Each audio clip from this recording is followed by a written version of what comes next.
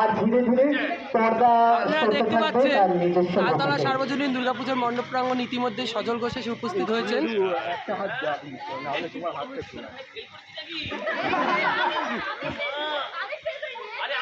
একটু পরেই ব্যানার উন্মোচন হবে। বাবু পেছনে চলে আয়, বাবু চলে পেছনে চলে আয়, সব একটু চলে পেছনে ওই দিকে।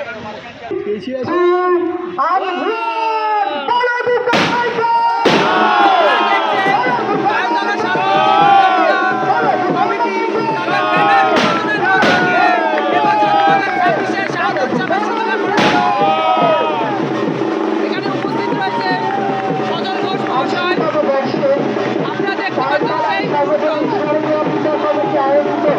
আমাদের এবার পুজো ভাবনায় বঙ্গবর্ষ সঙ্গে অমৃত মাতৃরূপে সনাতন মাল আবেগে ভূতিরা আদর সোনালী গবেষণা